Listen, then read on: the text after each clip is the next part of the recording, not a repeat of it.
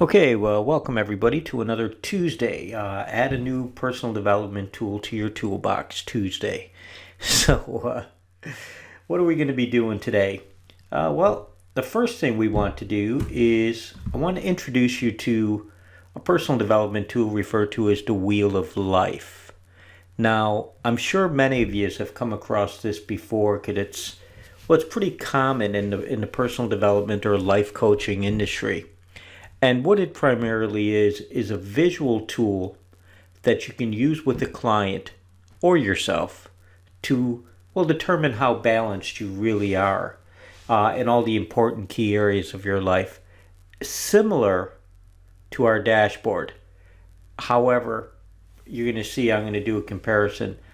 I think our dashboard is much more effective as a tool, but this has got a use. It's a good tool to have in your little toolbox there. So how does it work? Well, you start out with just a circle. And what you're going to do is then you're going to divide that circle to, however many key areas that you have. In this particular example, it's been divided up into 10 different sections. So 10 sections, 10 key areas. To me, that's too many, but I'm going to explain why in a moment. But just to continue on with the way it works is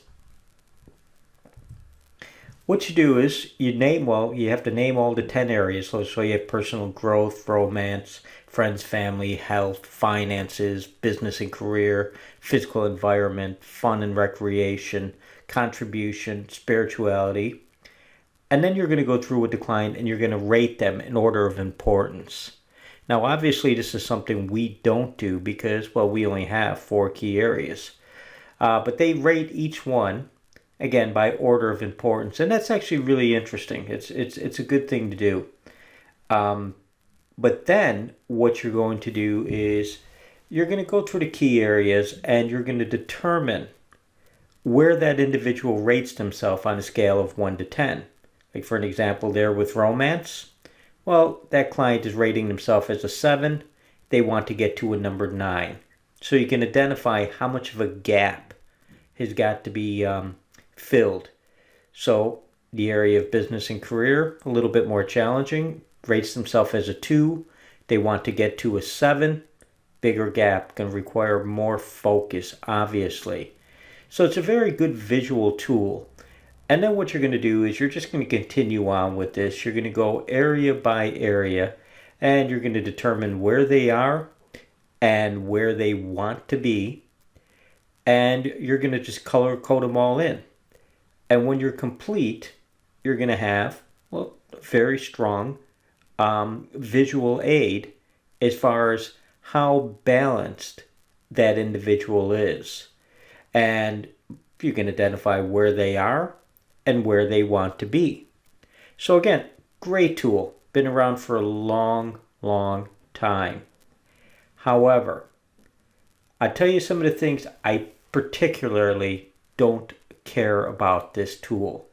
Again, I'm not saying don't ever use it. It does have a place if you want to add a bit of variety when working with a client.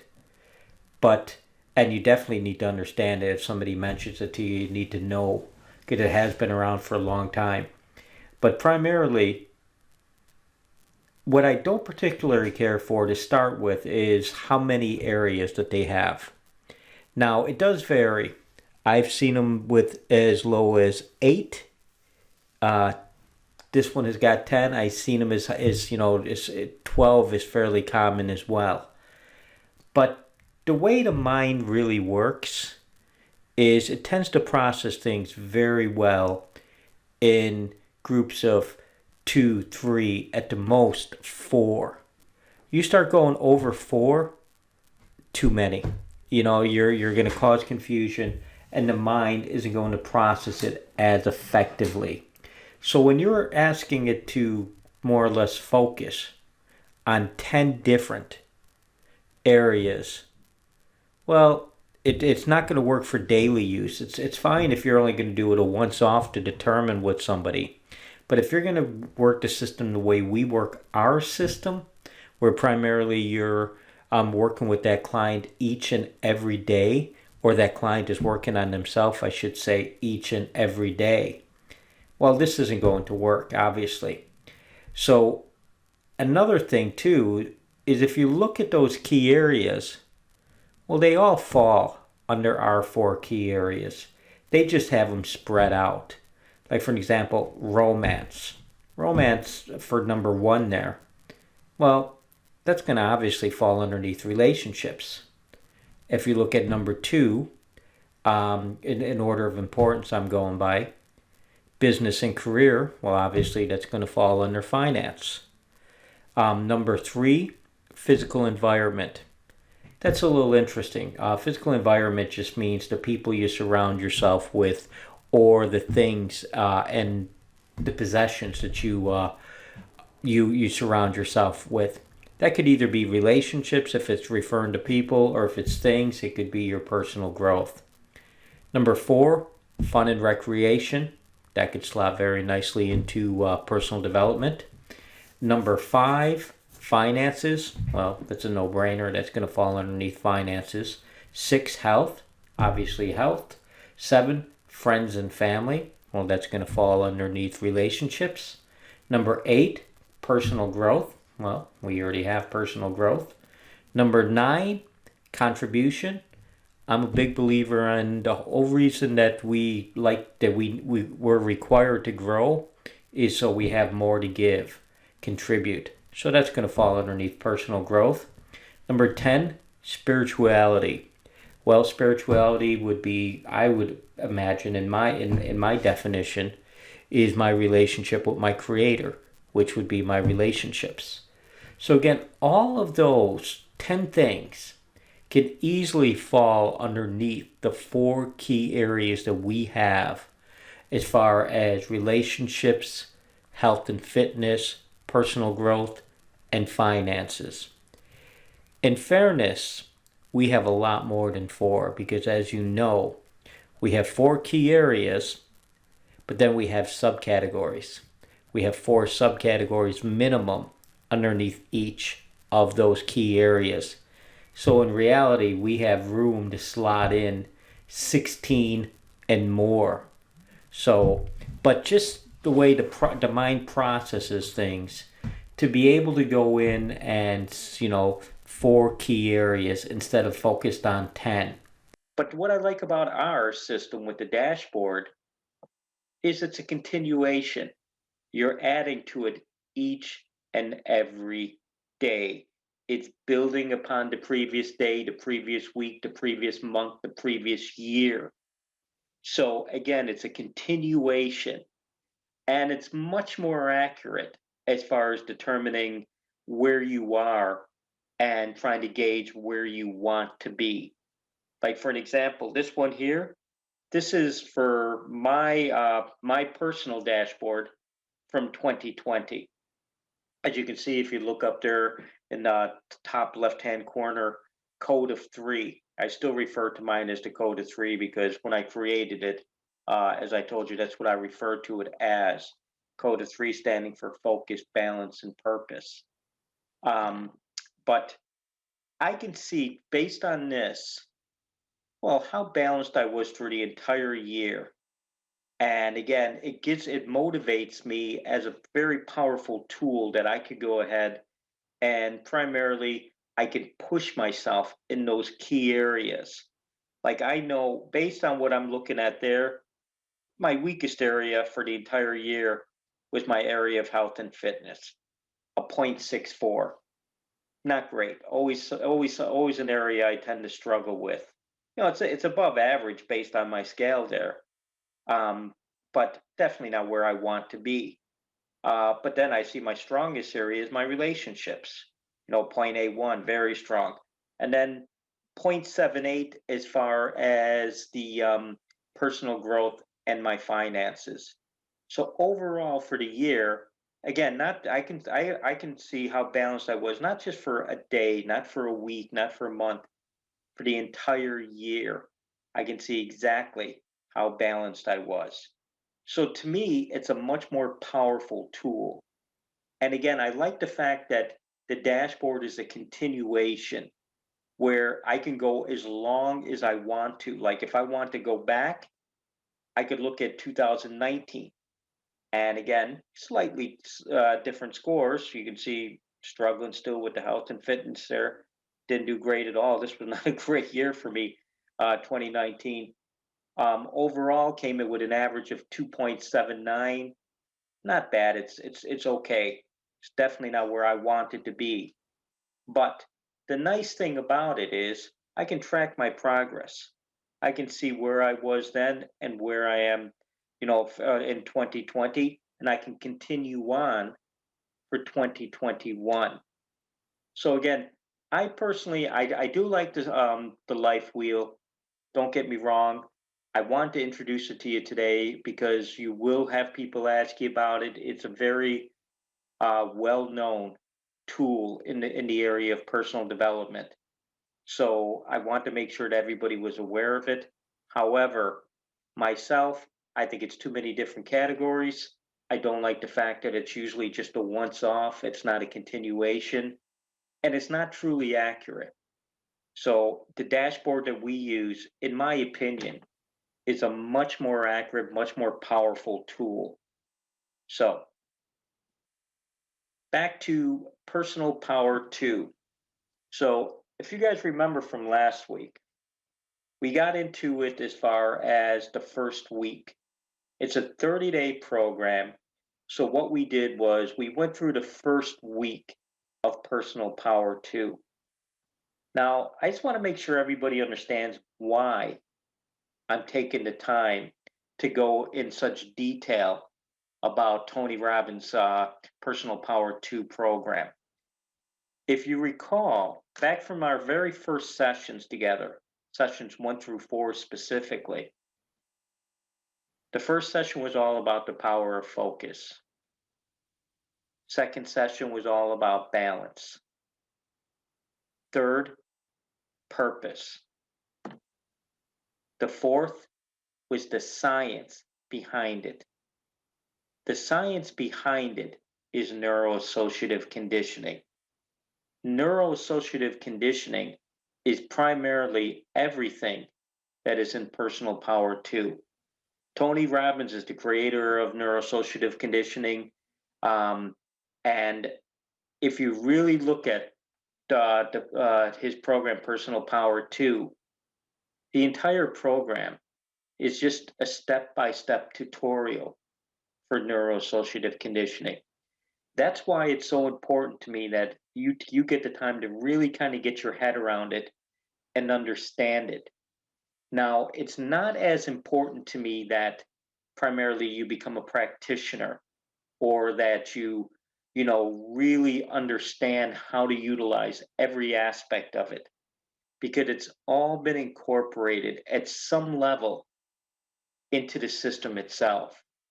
When you put everything, all those four things together, focus, balance, purpose, and the science, primarily that is when you're going to have our system. That's what makes up the One Source personal development system. So it is really important that you have a basic understanding of neuroassociative conditioning. But for those of you who are interested, I would really encourage you to delve into it as deep as you can, because it really is fascinating. But the problem I have with it is, well, when I tried to master it at the early stages, well, it's very complicated. There's a lot of moving parts to everything. Fascinating stuff, very interesting. But just like neurolinguistic programming and many of the other neurosciences that are out there, there are a lot of moving parts to it. And while it might be very interesting, it's not as easy to master as, well, some would have you believe. So the way I structured things is I took the key elements out of it, incorporated them into our system. So, well, primarily you don't need to really understand exactly all the elements that go into it. However, there are some really good, I suppose, tools that are available in it. So just to recap, if remember the last week when we went through it primarily, day one, well, the key to personal power. The key to personal power primarily is just your ability to take action. Like you've heard me say many, many, many times before, daily consistent action is what it's all about. And that's all personal power is your ability to basically get leverage on yourself to get yourself to take that action, that daily consistent action that's going to be required in order to produce the long-term results that you're going to need. Day two, primarily pain and pleasure. As we know, pain and pleasure, well, they're primarily the driving forces behind every decision you make. Your need to avoid pain and your desire to gain pleasure. Day three, changing your neuroassociative conditioning, taking control. Everything, everything that we're doing primarily is all because of our associations that have been linked up through past experiences. And what we've linked up to them has either been pain or pleasure in its simplest format. Day four was all about the science of conditioning, um, primarily about how to change those neuroassociatives associations that we've linked up over our experiences over the years, because that's primarily what's going to dictate your behavior is your neuroassociations. How you're going to act, it comes back down to your past experiences and right or wrong, how you've linked things up with inside your central nervous system. So, and then days 5 through 7, what everybody wants. Again, primarily what everybody wants is either one of two things. They all want to either, well, change something about the way they feel or the way they behave. No matter if you get down to it in its deepest, root format, there are only two things that you want to change. Again, you want to move out of a feeling of some type of emotional state, the way you feel about something, frustrated. You want to go from frustrated to confidence, or from sad to happy, or from depressed to emotionally strong. But again, you only want to change how you feel about something or some type of negative behavior. And the reason every human being is attempting to create some type of change is because they want to change their emotional state, their emotional state that they're currently in. And that's primarily what neuroassociative conditioning is all about, mastering your emotional states. So at the end of the session, I primarily said that, if you wanted to, I gave you an assignment. And the assignment, or your mission, as I refer to it as, was to unleash your personal power. To try to spend a week to be really aware of, well, your emotional states, how you could get leverage on yourself by changing your states, and how you could use your personal power to motivate you to go ahead and take that daily consistent action that was going to be required. Now, in addition, I suggested that you go online and you search for the Tony Robbins Personal Power Success Journal. This is the success journal that goes along with the program. And I told you can easily find it by just going on to Google and typing in Personal Power 2 Workbook in the PDF format. I found it on Tony Robbins' website free of charge. But again, I don't know about copyright violations or anything like that, so I'm not going to tell you what to do. All I can tell you is that it's pretty available online for free. So also too, I suggested if you wanted, you can go onto YouTube and just do a search for personal power and see what's available. It's a 30-day program, and basically I found every single one going from day 1 to day 30. All of them are hosted on YouTube. So again, I'm not telling you what to do or what not to do, but all I'm saying is if you don't want to buy the program, hey, take a look, see what's out there, because it is all available out there on YouTube, on Google. So I also challenge you to go ahead and try to spend a week to, well, just try to take control of those emotional states of yours. You know, Tony likes to say, change your state, change your story. And it's true, your emotional states are always going to dictate your behavior. So if you want to change the way you're feeling about something or the way you're behaving, well, the fastest thing to do is to change your emotional state. And you can do that by linking pain and pleasure and a number of other tools that we're going to get into today.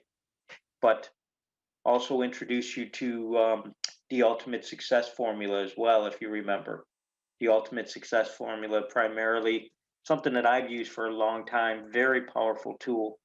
Know your outcome, take massive action, massive consistent action, notice what's working and what's not, change your approach until you find out what is working. If it's working, continue. If it's not working, change it. Repetition, do it over and over and over again. Through persistence, you'll always succeed. But Tony refers to it as the ultimate success formula. So this is all that we covered last week. So where do we pick up? Well, we're going to pick up on day 8, the power of focus.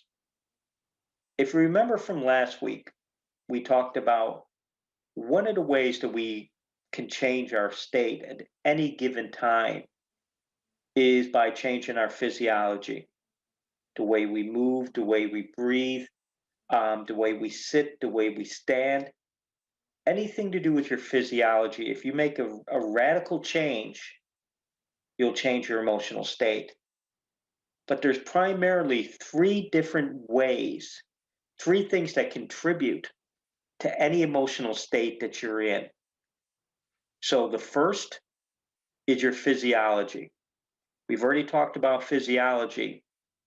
The second is your focus, which is the topic of day 8. Your focus is what you're paying attention to at any given time. So the way that you're using your physiology, what you're focusing on, and then the third being the language. The language, the way you're communicating with yourself, the questions you're asking yourself, but more importantly, the determination that you're making as far as what does this mean to me? Now, Tony goes on to talk about how you can direct your focus through the power of questions. And this is something that we've covered before, but it really is a good reminder because if you think about it, primarily anything whenever you're basically thinking of anything, you're evaluating. You're always evaluating what you should do, how you should feel, how you should react to a particular situation. But what is evaluation? Well, primarily, evaluation is just questions. You're asking yourself questions over and over again. What does this mean? What should I do? How should I react to this situation? What's going to happen here long term? What's the outcome? But once you're aware of that, well, you can purposely direct your mind by selecting the questions that you're asking yourself. Successful people ask better questions. As a result, they get better answers. So primarily, if you don't like the way you're feeling, ask a better question. Now, Tony goes on, and this is again something we've covered before, but it's a great refresher. Come up, and I really encourage you to do this, come up with some morning questions. These are some examples. But you talk about directing your focus.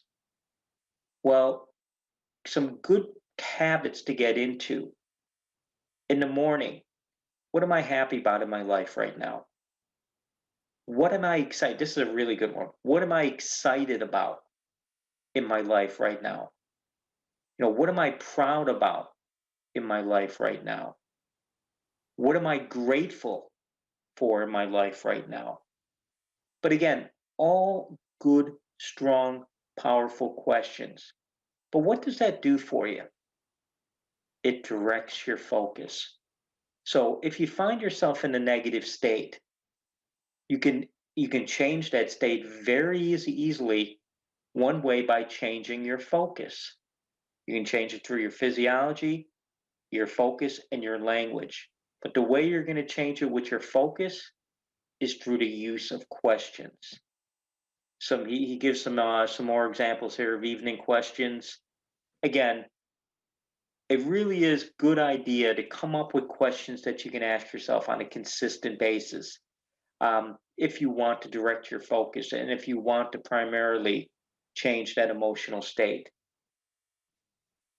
So, day 9, values and beliefs. It's really, he refers to as the source of success or failure. Each of us have learned to take emotions we have and give them different levels of importance. In other words, we value them. Everything comes down to your emotions. We all have got several different emotions that we experience on a regular basis, but through our past experiences, we have learned to value some emotions stronger than others. Values, emotional states based on our life's experience that we believe are most important to us to experience or avoid. Really important.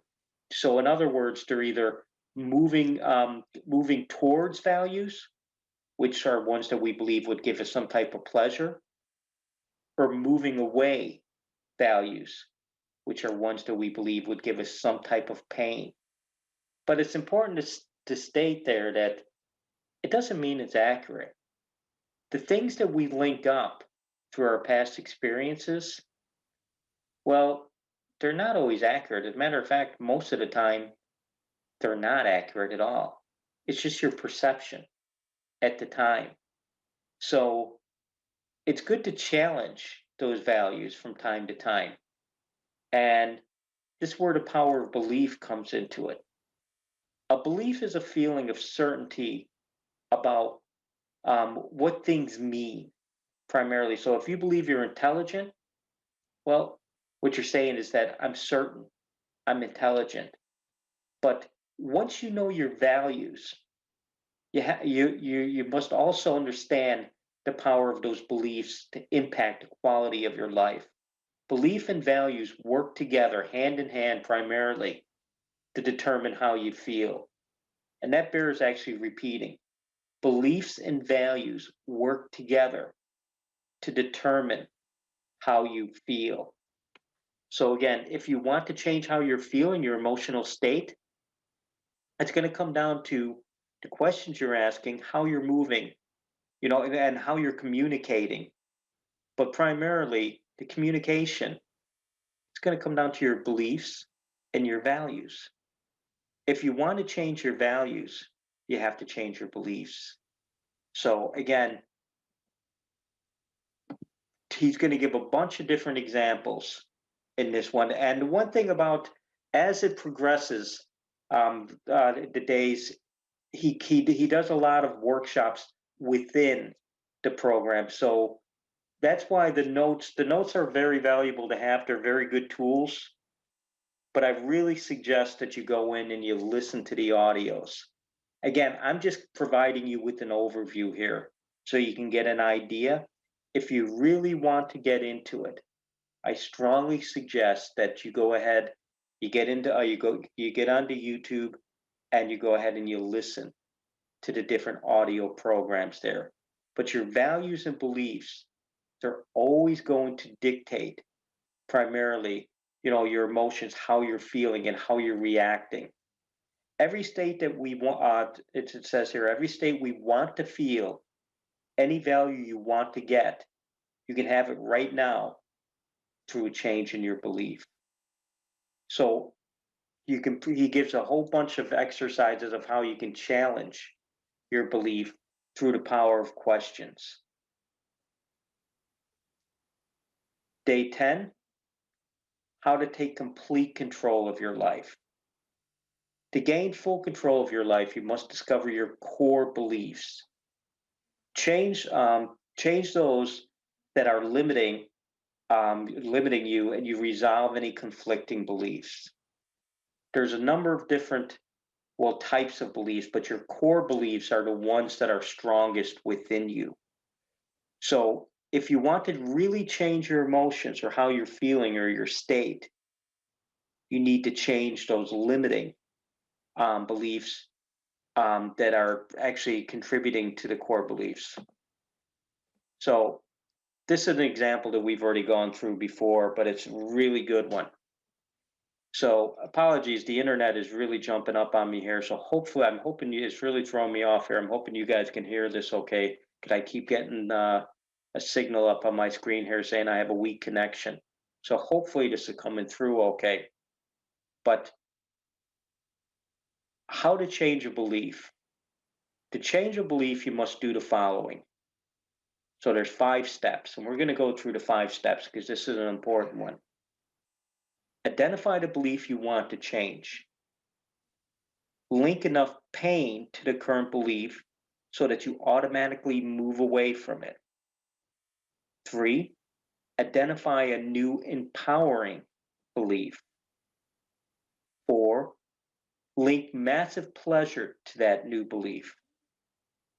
5, condition the new belief by rehearsing, in other words, repetition over and over and over again, and feeling the effects. Now, if you recall from session 4, the science behind it, I gave an example of this. The example I gave was Alcoholics Anonymous.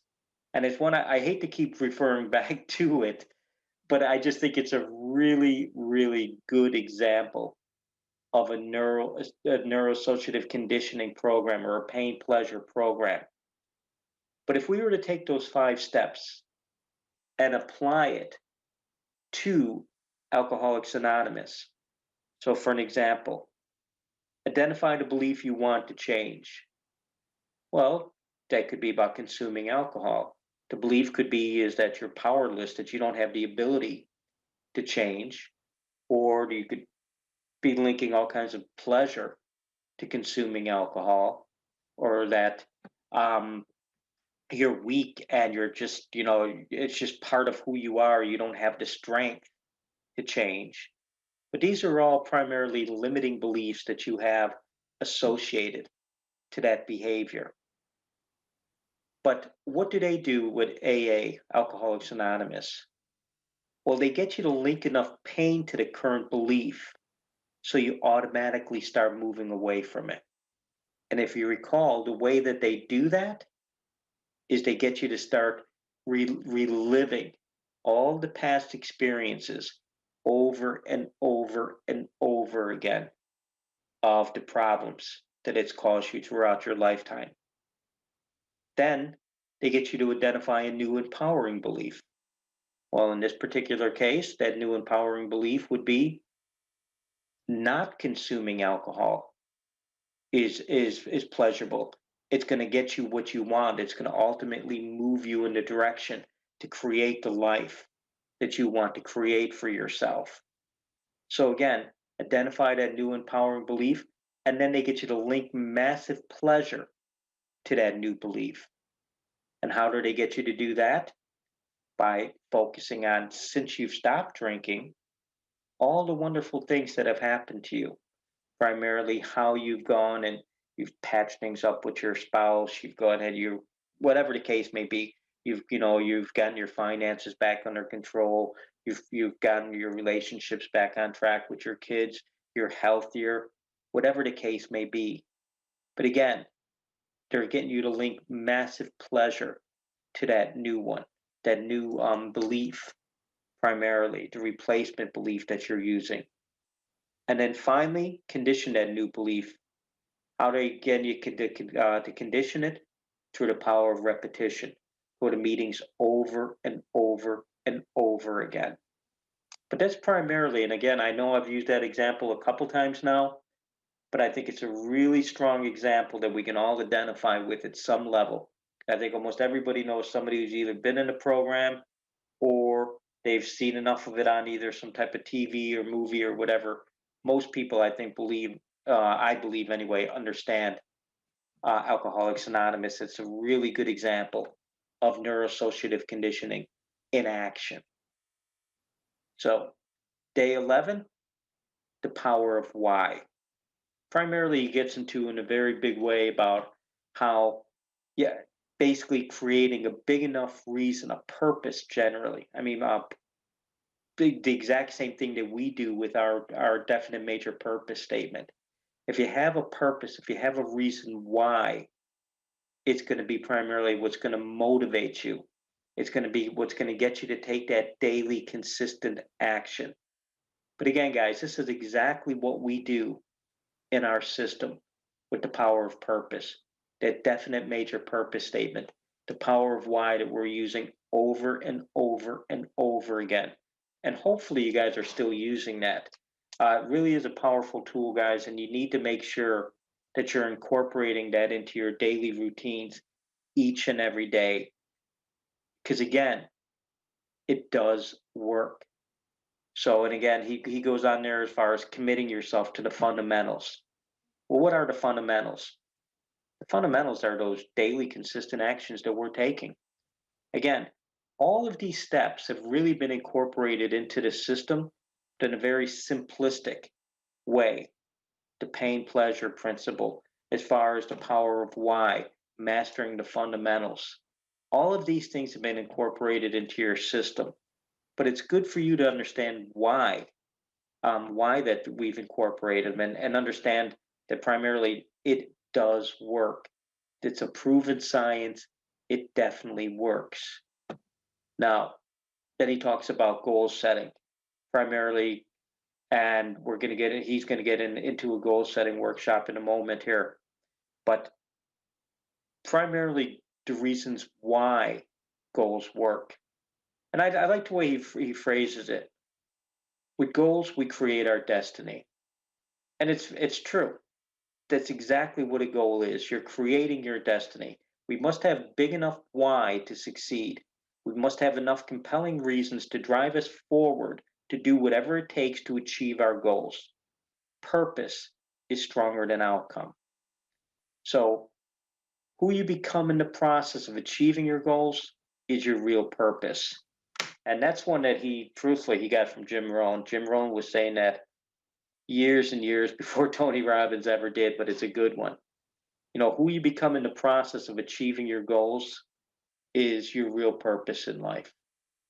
So, day 12, he gets into creating your future. He does a really good goal setting workshop.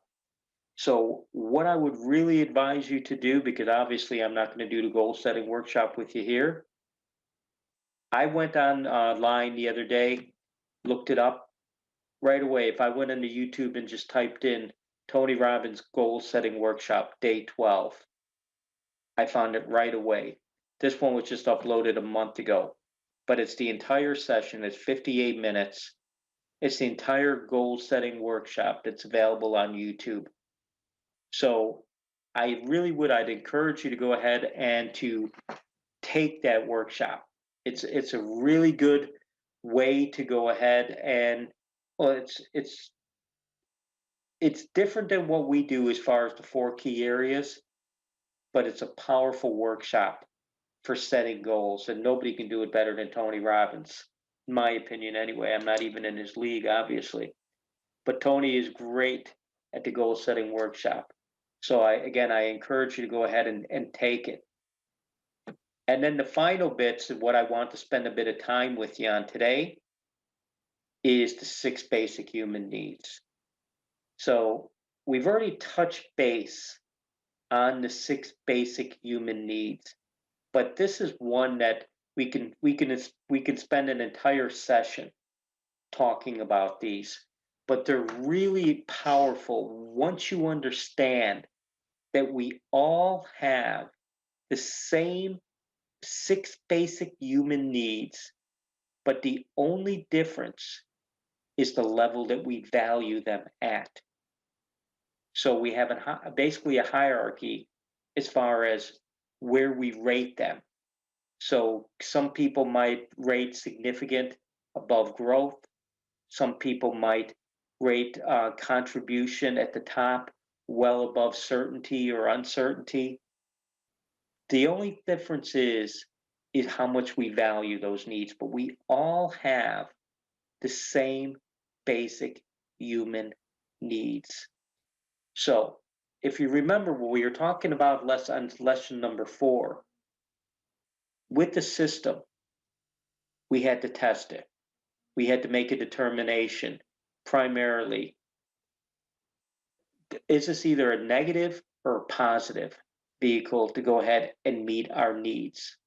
Well, I think everybody understands at this stage, our system is definitely a positive way to go ahead and meet those human needs, because primarily we all have the same needs, but the only difference, besides how much we value them, are the vehicles that we choose to meet those needs. Like for an example, we've talked about this a couple times already. When you come across somebody and they're very negative, or they're always putting people down, or they're always bragging about themselves, or patting themselves on the back, or whatever the case may be, what are they trying to do? They're trying to meet that need for significance. The problem, the problem is, well, they've just picked a very negative vehicle to go ahead and meet that need. So you want to be very careful. The actions that you're taking, what you're doing, everything you're doing primarily is just to meet a need. But you want to be very careful that you're aware of the vehicles that you're choosing to meet those needs. And it's something you want to get very good at spotting when you're working with clients. When you're working with a client and you notice that there are certain behaviors that they want to quit, why are they doing those behaviors?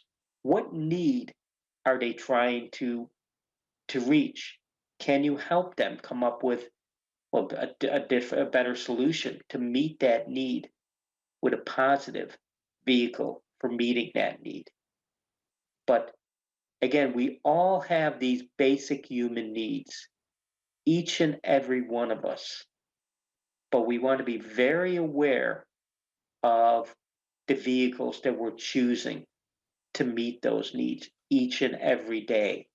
And again, also too, with the clients, when we're working with our clients, that we're helping them meet those needs with a positive vehicle. But again, that's the good thing about our system. Our system will help to a certain level anyway, to help our clients, help ourselves meet a portion of those needs each and every day. Like just going through them very quick. Certainty. I'm certain that if I use my system each and every day, well, I'm certain I know what the outcome's going to be.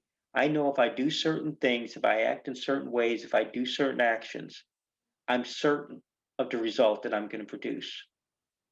I also have a level of uncertainty in there too, where I can, in a positive way, I could meet my need for uncertainty.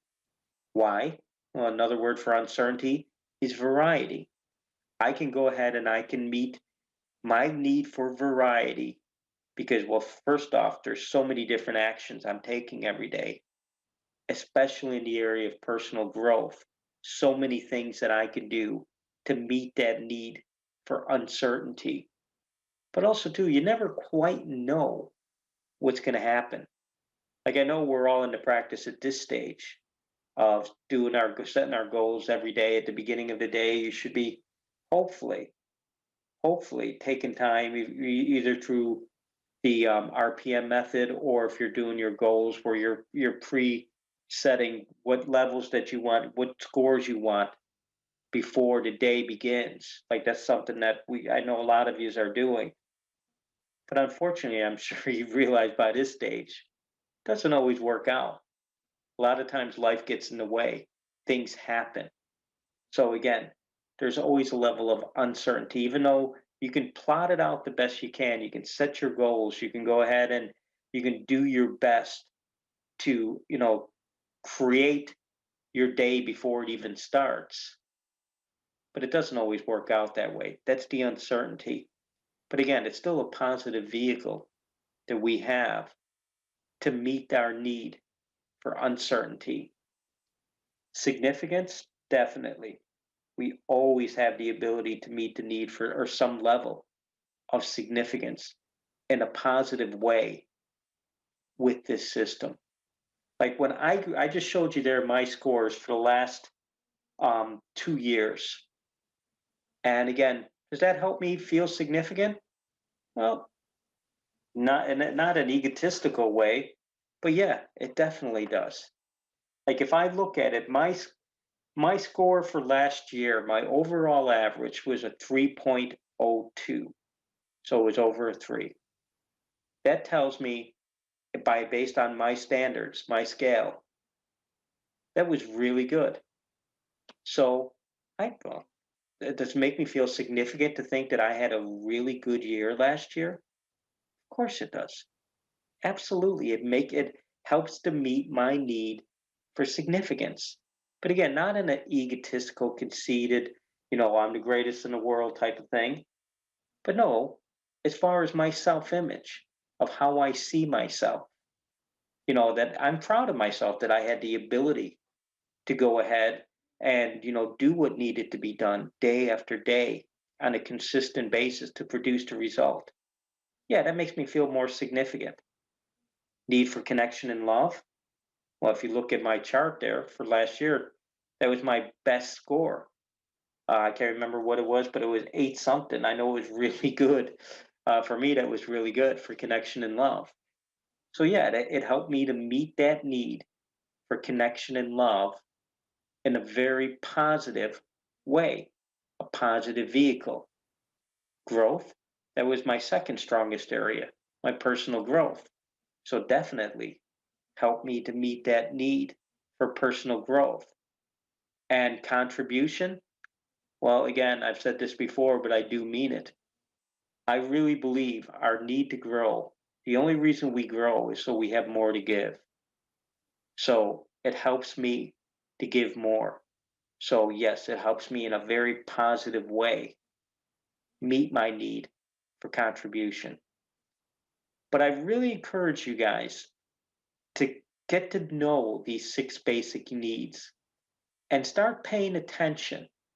Start paying attention to vehicles that you're choosing to meet those needs. Because again, everything we're doing, every action we're taking, it's to meet a need. Again, I understand the driving force is pain and pleasure and the things that we have linked up to them. But again, it all comes down to what you're doing it for a reason. And that reason always comes down to one thing. You're doing it to meet a need.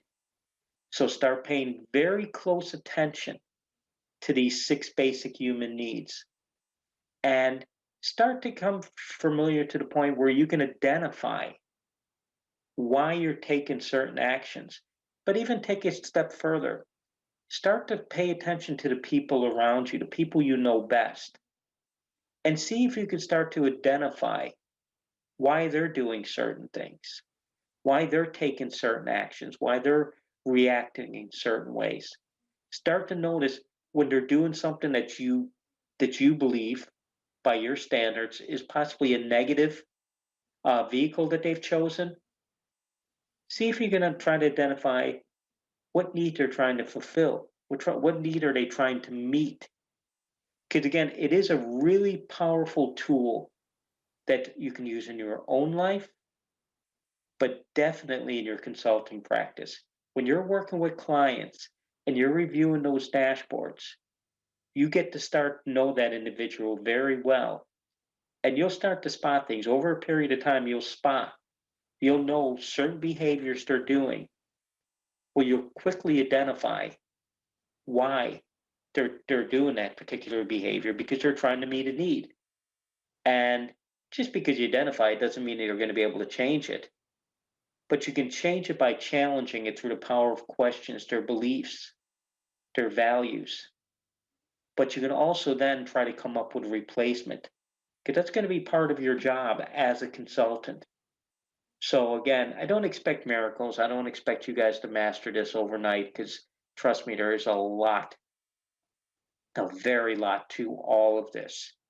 And it sounds great, but it's not an easy thing to implement. It does take a lot of time.